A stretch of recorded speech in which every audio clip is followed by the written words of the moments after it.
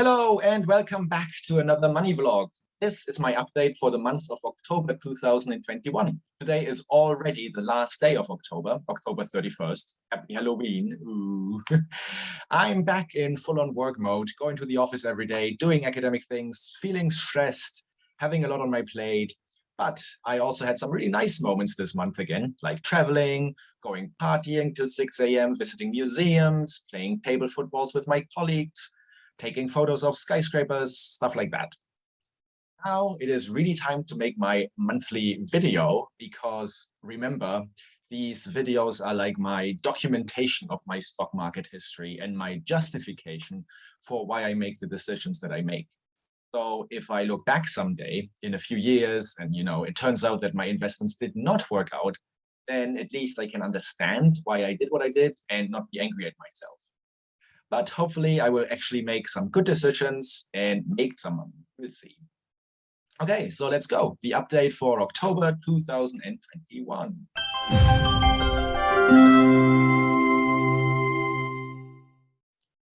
In my last video, I said October might be a difficult month, but it actually turned out that nothing bad happened. In fact, the S&P 500, the Nasdaq, and other indices all made new all-time record highs just last week. And me too. I saw the value of my portfolio increase this month, even though I'm still down a lot.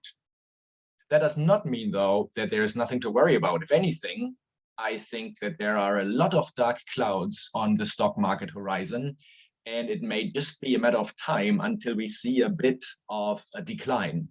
The Evergrande crisis in China is unresolved. There continue to be a ton of bottlenecks and supply issues and shortages. There are very high energy prices. We got bad US numbers, their trade deficit, their unemployment data, housing starts. And of course, the data point that is most relevant to the stock market and to my own investments, inflation. Inflation continues to be a huge worry. Consumer price inflation rose to 4% in the US and reached a 13-year high in the Eurozone. And it's also rising sharply here in the UK. I remember the US inflation numbers came out on, I think, October 13th, and they were much higher than expected. And then gold rose substantially back to around $1,800. That was also a really good day for my gold stocks. I remember I had that one really good day where some of my stocks were up 3, 5, 10, even 13%.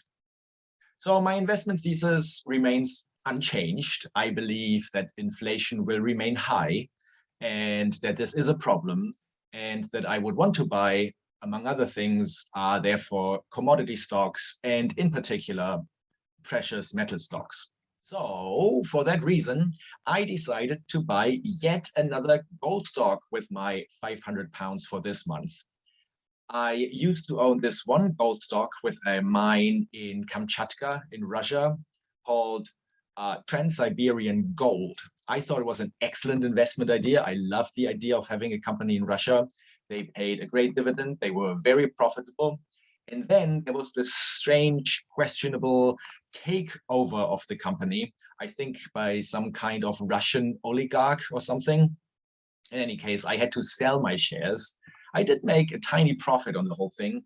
I think £6.46. Great.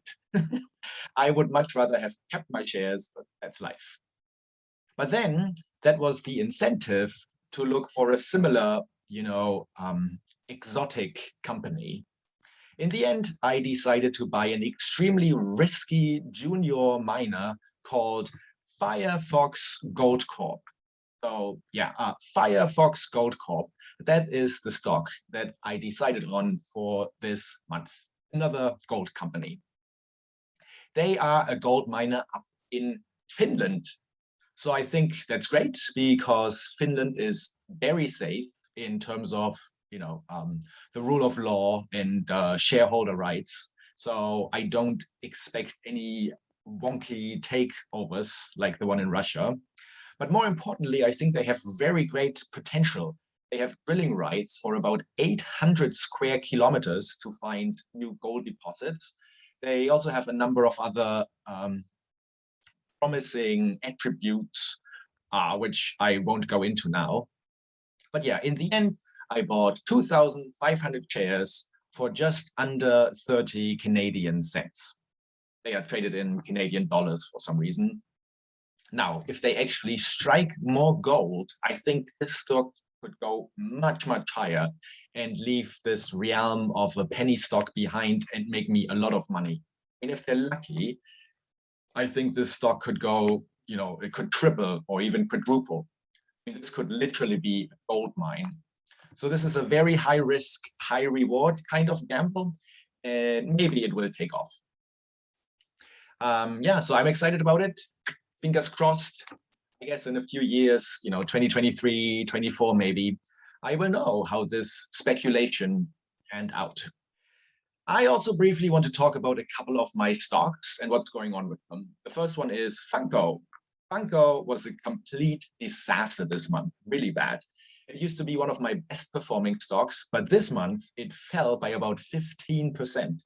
I think the reason may be that its third quarter earnings I expected to decline.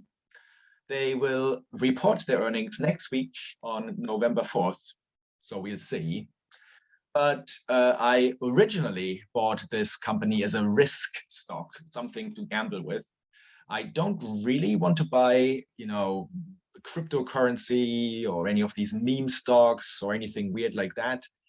I do want to, engage in some serious investing. But I still wanted to at least try to profit from this crypto mania that is going on at the moment. Which reminds me, there is this new cryptocurrency that was in the news last week. I think it's called Shiba Inu or something like this. Complete madness. Apparently, it's up 60 million% over the last year. I mean, is this a casino or what? So anyway, I thought, okay, this Funko company, who are a legitimate business, they make these Funko Pop collectibles and they are profitable. They said they wanted to issue NFTs, these non-fungible tokens, which were all the latest hype a few months ago. And I thought that could propel this stock much, much higher, even double it. And if this Shiba Inu crypto weirdness can appreciate by 60 million%, then why shouldn't it be possible for Funko just to double? Unfortunately, they have not actually issued any NFTs yet, and there hasn't been a lot of news about this. And so as a consequence, not only has the stock not gone up, it has actually declined a lot, and it's now in a full-blown bear market. I just have to wait and see how the stock will perform after their earnings date, November 4th. Yeah, in any case, it remains an interesting story. The other stock I wanted to talk about is Thor. Thor also, I think, somewhat surprisingly underperformed. Last time I mentioned their excellent earnings report, beating expectations by a long shot, yet the stock fell again this month. I'm now down 13% on this investment. I originally bought the stock because I expected very good earnings and thought that the stock was undervalued and that it should rise so that I could then sell it for a quick profit. It turns out I was right about the good earnings, but wrong about the prediction that the stock should go up. It's obviously a bit frustrating because I wasn't really wrong. Yeah, but that's life. But now at least they announced a 5% increase in their dividend. It now has a yield of about, I think, 1.6%. That's not huge, but at least it makes me feel slightly better about holding the company stock more long-term than I had originally planned. This dividend will be paid in 5 days on November 5th. So that's something to look forward. Right. That's basically the two updates I wanted to comment on. There are many other interesting things going on with some of my stocks. I'll keep those stories for next time. Instead, the last thing I want to mention is a complete portfolio overview. I have now been investing for 6 months, half a year. So I think that's enough of a basis. So it's time perhaps to keep track of the overall performance of my portfolio every month from now on. Okay, so here is the current state of affairs. At the moment, My portfolio has a value of £14,259 and 27 pence. That means that I am currently down by about 17%. That's pretty bad, but it was a lot worse last month when I was down more than 20%. Oh, I managed to come back from a bear market into correction territory. I can just hope that things will continue to improve from here on. Yeah, I also tallied up all the dividends I have received from my stocks so far in 6 months. And the result is that I made £254 and 83 pence. I'm actually really happy about this because that's real money. I actually received that money. The paper value of my portfolio can go up and down all the time, but those dividends are real. They are actual income. Obviously, it's not super huge, but it's still basically £250 I got for free. And it's also more than enough to pay the yearly fee for my broker, Interactive Investor.